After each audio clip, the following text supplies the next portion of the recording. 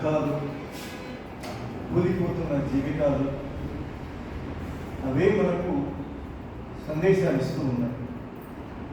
అవే మనకు ఏం చేయాలో చెప్తూ ఉన్నాయి.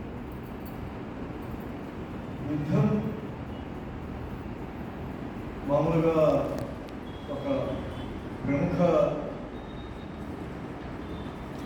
మార్క్సిస్ట్ అవగాహన ప్రకారం భూమి మీద సామ్రాజ్యవాదం ఉన్నంత వరకు యుద్ధాలు ఉంటాయి. లెనిన్ చెప్పాడు అన్నమాట. సామ్రాజ్యవాదము అనేది యుద్ధాల వల్ల మనుగడలో దేశాలను, ప్రజలను కబళించడం వల్ల అది బతికి పట్టగలుగుతుంది. సాహిత్యకారులు మామూలుగా సాహిత్యంలో వస్తువు, శిల్పం అని ఉంటాయి. శిల్పము అనేది బయటికి కనిపించేది. శిల్పం ద్వారా వస్తువు చేరవేయబడుతుంది. అట్లాగే సామ్రాజ్యవాదం అనే ఒక వాస్తవాన్ని మనం అర్థం చేసుకోవాలి అంటే, పెట్టుబడిదారీ విధానం సామ్రాజ్యవాదంగా మారి అది పనిచేస్తున్నది. అది ప్రపంచంలోని మానవాళి మొత్తాన్ని అది ధ్వంసం చేస్తున్నది.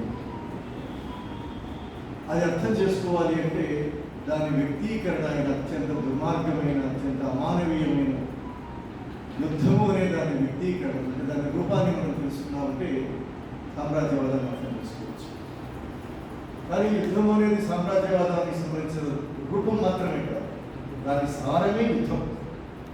అది నిరంతరం మనుషుల్ని దొంగతీస్తుంది, మనుషులని తన అదుపాజ్ఞంలో పెట్టి తన విస్తరణకు ఆటంకంగా ఉన్న దేశాలను, ప్రజలను, ఉద్యమాలను ఎత్తుటేరులో పాలించాలని సామ్రాజ్యవాదం. కాబట్టి ఇప్పుడు జరుగుతున్న ఈ యుద్ధాన్ని మామూలుగా సాహిత్యకారులు ఒక దుర్మార్గంగా భావించే అవకాశం ఉంది. అది నిస్సందేహంగా దుర్మార్గం, ప్రమాణం లేదు. అది ఒక అమానవీయమైన విషయం, ప్రమాణం లేదు. అయితే దీన్ని ఒక దుర్మార్గంగా, ఒక అమానవీయమైన విషయంగా మాత్రమే చూసి, అంటే దాని రూపాన్ని మాత్రమే చూసి సాహిత్య రచన చేస్తే సరిపోతుంది. ఎందుకంటే సామ్రాజ్యవాదం అనేది ప్రపంచ పెట్టుబడిదారీ విధానానికి సంబంధించిన ఒక అత్యున్నతమైన, ఒక దుర్మార్గమైన వ్యవస్థ. అదొక వ్యవస్థ. అది కేవలం ఈరోజు అమెరికా ద్వారా అది వ్యక్తమవుతున్నది. చాలా దశాబ్దాలుగా అమెరికా కూడా వ్యక్తమవుతున్నది. కానీ మనం వెనక్కి చూసామంటే 2 ప్రపంచ యుద్ధాలు ఆనాటికి అమెరికా యుద్ధాలే, కానీ 2 ప్రపంచ యుద్ధాలు జరిగాయి. అంటే సామ్రాజ్యవాదం అనేది, పెట్టుబడి అనేది తన విస్తరణకు ప్రపంచంలోని మార్కెట్లను కబళించే ప్రయత్నం చేసి, మార్కెట్లను పంచుకునే ప్రయత్నం చేసి, ఏ దేశానికి ఎక్కువ దేశం వలసగా ఉంటుంది, అంటే పెరటిగా ఉంటుంది, ఇంగ్లాండ్ అనుకున్నది, జర్మనీ అనుకున్నది, అట్లా అనుకునే క్రమంలో ప్రపంచం మొత్తాన్ని పంచుకునే ప్రయత్నం చేసి, ఆ పంచుకునే క్రమంలో పోటీ వచ్చి, ఆ పోటీకి 2 ప్రపంచ యుద్ధాలకు దారితీస్తుంది. బహుశా మానవాళి చరిత్రలోని అత్యంత విషాదాత్మకమైన ఘటనలు 2 ప్రపంచ యుద్ధాలు. ప్రపంచం కోలుకోలేదు దాని నుంచి. మొదటి జరిగింది, దాని నుంచి కోలుకోకపోతే రెండవది కూడా జరిగింది. ఈ 2 ప్రపంచ యుద్ధాలు జరిగిన తర్వాత సామ్రాజ్యవాద వ్యవస్థలు చాలా మౌలికమైన మార్పులు జరిగాయి. దాని పనితీరులో చాలా మార్పులు జరిగాయి. ఆ 2 ప్రపంచ యుద్ధాలలో ఆయుధాలు అమ్ముకుని లాభపడి అగ్రరాజ్యంగా తయారైన అమెరికా ఈరోజు ప్రపంచం మీద పెత్తనం చేయడానికి యుద్ధాలకు పాల్పడుతుంది. ఈరోజు మధ్యాసియాలో యుద్ధాలు చాలా చిన్న దేశాలు, ఇరాన్ కానీ, వెనిజులా కానీ, ఈరోజు మనం చూస్తున్న క్యూబాలో యుద్ధం చుట్టుముడుతోంది అనిపిస్తుంది. ఇంత అమానవీయ విషయం చూడండి. అసలు ఈ దేశాలు ఏవి అమెరికాతో దొరికే చేసుకునేవి కాదు, అమెరికాకు పోటీ వచ్చేవి కాదు. చాలా చిన్న ఆర్థిక వ్యవస్థ, చిన్న దేశాలు, బడుగు దేశాలు, వాళ్ళ కాళ్ళ మీద వాళ్ళు నిలబడి బతకాలి అని కోరుకునే దేశాలు. మంచివో చెడ్డవో ఆ దేశాలకు ప్రభుత్వాలు ఉంటాయి. ఆ ప్రభుత్వాలకు వ్యతిరేకంగా, ప్రభుత్వ విధానాలకు వ్యతిరేకంగా ఆ దేశ ప్రజలు పోరాడుతుంటున్నారు. అది వాళ్ళ హక్కు. ఇరాన్ ప్రభుత్వం ఎంత దుర్మార్గమైందో, మనం చనిపోయిన దుర్మార్గమైన నియంత్రణ మనందరికీ తెలుసు. అందరికంటే ఎక్కువ ఇరాన్ ప్రజలకు తెలుసు. ఇరాన్ ప్రజలు ఆ పాలనకు వ్యతిరేకంగా పోరాడారు. కానీ అమెరికా ఆయన చంపేస్తుంది, ఆ దేశాన్ని కబలించాలని చూస్తుంది. చూడండి, అంటే ఎంత విషాదకరమైన ప్రపంచము ఏ దిశగా నడుస్తుందో, చరిత్ర ఏ దిశగా నడుస్తుందో చూడండి. మనము 2 ప్రపంచ యుద్ధాల తర్వాత ప్రపంచ యుద్ధాల నుంచి మానవాళి తప్పించుకున్నది. ఎందువల్లంటే ప్రపంచ యుద్ధాల తర్వాత ఒక అనుభవం వచ్చింది. బలిసిన దేశాలకే యుద్ధాల్లోకి దిగితే నాశనం అయిపోతామని గుణపాఠం. అట్లాగే ప్రజలు యుద్ధాలకు వ్యతిరేకంగా చేసిన అనేక ప్రయత్నాల వల్ల శాంతి అనేది గొప్ప మానవ విలువగా ఒక పక్కన శాంతి వచ్చింది, శాంతి అనే భావన వచ్చింది, యుద్ధ వ్యతిరేకత చైతన్యం వచ్చింది. ఇంకో పక్కన బలిసిన దేశాలు కూడా యుద్ధాలకు దిగితే నాశనం అయిపోతామని గుణపాఠం. ప్రపంచ యుద్ధాలు ఆ రూపంలో అట్లా జరగకపోయినా సరే అమెరికా మొత్తం ప్రపంచం మొత్తానికి పెద్దగా ఉండే అమెరికా ఎక్కడికక్కడ 2 దేశాలను గమనించే ప్రయత్నం చేస్తున్నారు. యుద్ధం సారాంశంలో ఇది సామ్రాజ్యవాద యుద్ధమే అని చెప్పినటువంటి నిర్మిస్తూ వైఖరి ఏదైతే ఉందో, సూత్రీకరణ ఏదైతే ఉందో నిజమవుతూ అదేమి మారలేదు. ఏదో ఒక రూపంలో సామ్రాజ్యవాదం ఉన్నంత వరకు భూమి మీద యుద్ధాలు ఉండాలి, వేల లక్షల కోట్ల మంది ప్రజలను బలిదీసుకుంటుంది అనే విషయం రుజువుతుంది. దానికి గాజా మీద యుద్ధం చేస్తున్నప్పుడు ప్రపంచంలో అమెరికాతో, ఇజ్రాయెల్తో సహా ఆ దేశాలలోని ప్రజలందరూ కోటాను కోట్ల మంది రోడ్ల మీద యుద్ధం. ఈ యుద్ధం తగదు అని చెప్పారు. ప్రపంచమంతా మనిషి అయినటువంటి ప్రతి ఒక్కళ్ళు వ్యతిరేకించారు. ఆయా దేశాల పాలకులు ఆగిందా ఏమైనా? చూడండి, చరిత్ర ఏమైపోతుంది, ఎంత అమానుషంగా, ఎంత దుర్మార్గంగా మానవ చరిత్ర నడుస్తుందో చూడండి. నేను ఇందాకన్నాను, కవులు సాహిత్యకారులు రూపాన్ని చూసి రాయేసే కాలం కాదు. చరిత్ర ఏ దిశగా నడుస్తున్నదో, ఎందుకు ఇట్లా నడుస్తున్నదో, ఎందుకంత హింసాత్మకంగా మారుతూ ఉన్నదో, మనకెవ్వరికీ భూమి మీద చోటు లేని స్థితికి ఎందుకు సామ్రాజ్యవాదం కనిపిస్తూ ఉన్నదో, దాని సారం తెలియనంత వరకు మనం సారవంతమైన దాని సాక్షిస్తాం. దాని సారం తెలుసుకున్నాం. దాని సారం ఏమిటంటే మానవ వ్యతిరేకత ద్వారా అంతిమ సాధనలో యుద్ధం ఏమిటంటే మార్కెట్లు, ఆయుధాలు, హింస, విస్తరణ, వృత్తాధిపత్యం. సారాంశంలో మానవతను ధ్వంసం చేయడం. వేల ఏళ్లుగా కొండ గుహలో బతికినట్టు, లక్షల వేల కింద కొండ గుహలో బతికిన మనుషులు తమ సృజనాత్మకతతో, తమ శ్రమశక్తితోటి సమాజాన్ని మానవీయం చేశారు, ప్రకృతిని మానవీయం చేశారు. తాము మానవులుగా మారారు. జంతు దశ నుంచి మానవులుగా తాము మారారు. ప్రకృతిని మానవీయం చేశారు, సృజనాత్మకం చేశారు. ఈ వేల లక్షల ఏళ్ల మానవ నాగరికతను, సంస్కృతిని, మానవీయతను సామ్రాజ్యవాదం ధ్వంసం చేసే ప్రయత్నం చేస్తారు.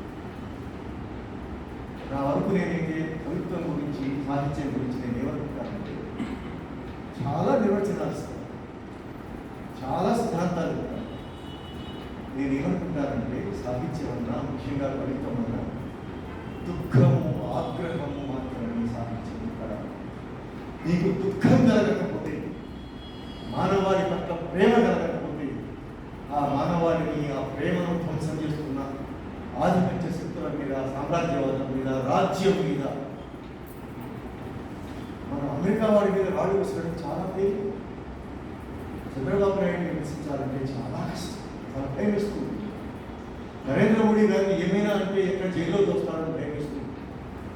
అమెరికా వాడికి ఇప్పుడు వచ్చి పట్టి ఇక్కడ అందరికీ, ఎందుకంటే వాడికి వ్యూహాత్మకంగా ఎవరెవరి మీద దాడులు చేయాలో, ఎవరిని ధ్వంసం చేయాలో లెక్క ఉంది.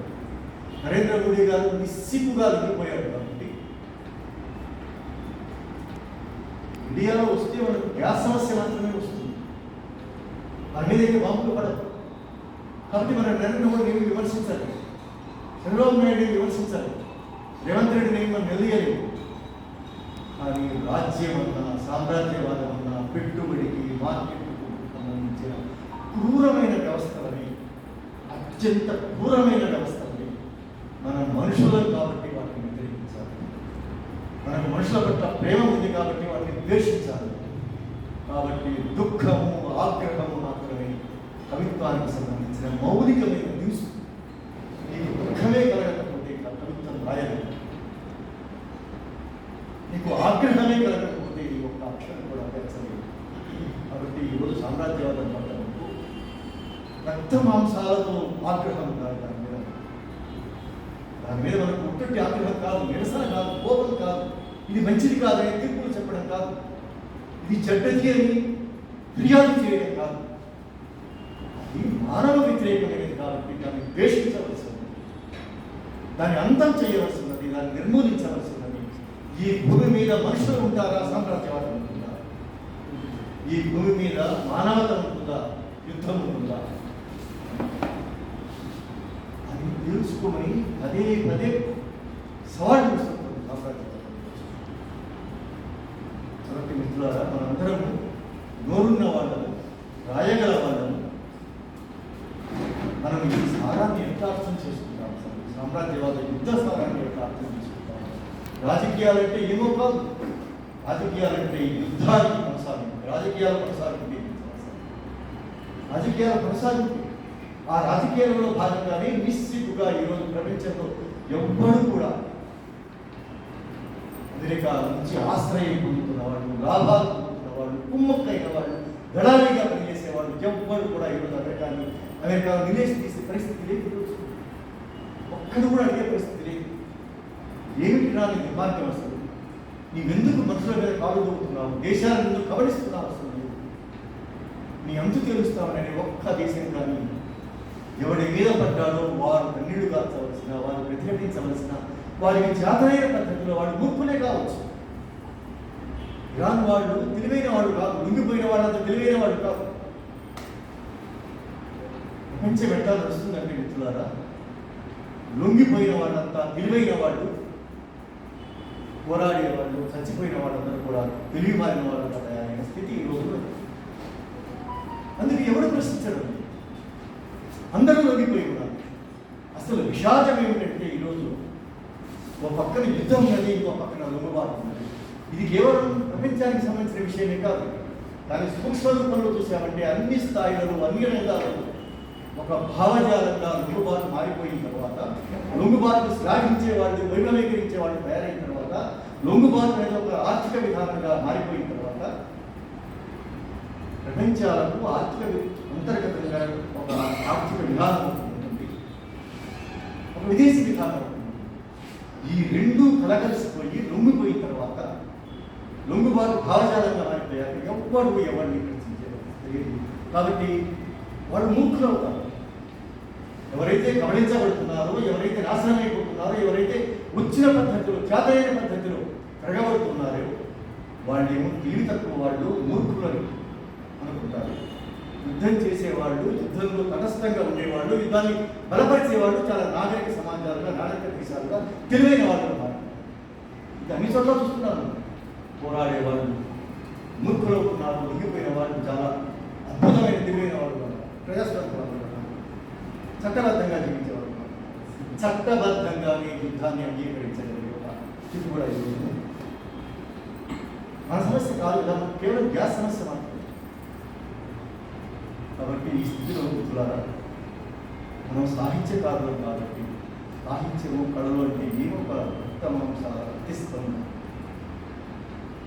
నీవు గోరున ఎడవకపోతే, విలపించకపోతే, దుఃఖంతో ఒక గంభీరమైన స్థితికి నువ్వు చేరుకోకపోతే, ఈ ద్వేషించవలసిన శక్తిని ద్వేషించలేదు. చాలా విషాదం విశ్వాసాలు. రెండవ ప్రపంచ యుద్ధాన్ని ఆపడానికి ఒక స్టాలిన్ ఉన్నాడు. ఈరోజు యుద్ధాన్ని ప్రశ్నించి ఒక్క దేశం కూడా లేదు. అంటే ఈ యుద్ధాలకు వాళ్ళ ఆర్థిక ప్రయోజనాలు, వాళ్ళ విదేశాంగ విధానాలు తప్ప మనుషుల పట్ల, మానవత పట్ల, విలువల పట్ల సూత్రబద్ధమైన వైఖరి తీసుకునే దేశం ఏది లేకపోవడంతో అన్ని దేశాలు ఇండియా లాంటి నికృష్టమైన దేశాలే, లొంగిపోయిన దేశాలే కాదు, సామంత దేశాలే కాబట్టి, పెరటిలో మోకాళ్ళ మీద బేకే దేశాలే కాబట్టి, వివా పట్ల కానీ, బ్రెజిలా పట్ల కానీ, ఇరాన్ పట్ల కానీ, గాజా పట్ల కానీ మరొక దేశాలు ఇవి మనుషులు మాత్రమే ఇలా ఉంటున్నారు. చూడండి, దేశాధినేతలు, ప్రభుత్వాలు కాదు, ప్రజలు మాత్రమే. ఇన్ని దేశాలలో ప్రజలు మాత్రమే ఈరోజు దానికి వ్యతిరేకంగా మాట్లాడారు.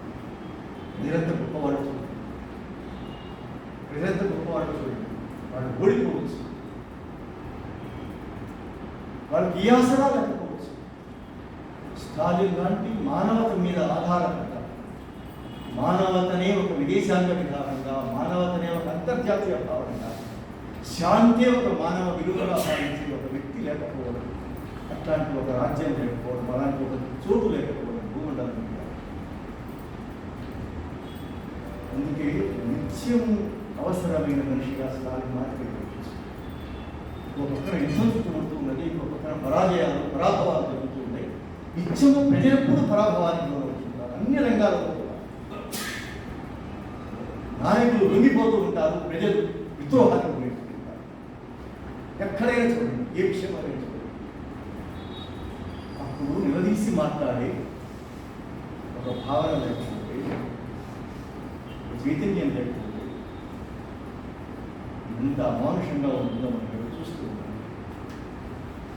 దీనికి వ్యతిరేకంగా ఈ సారాన్ని తెలుసుకొని, దీన్ని అర్థం చేసుకొని మనం సాహిత్యం రాయవలసిన అవసరం.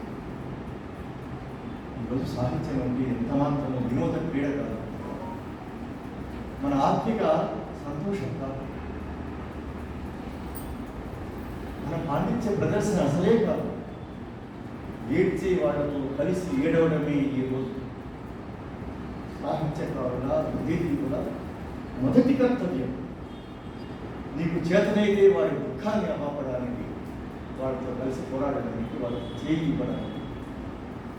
ఈ లొంగుబాట్లకు వ్యతిరేకంగా దేశాలు ఎందుకు లొంగిపోయావు? మనం కనీసం అమెరికాను కాదు, నరేంద్ర మోడీ అడగాల.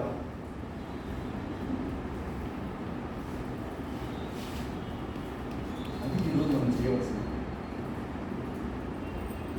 అది ఈరోజు సాహిత్యకారులు చేయవలసింది. సాహిత్య ఇతివృత్తం ఎప్పుడు ప్రేమ మాత్రమే.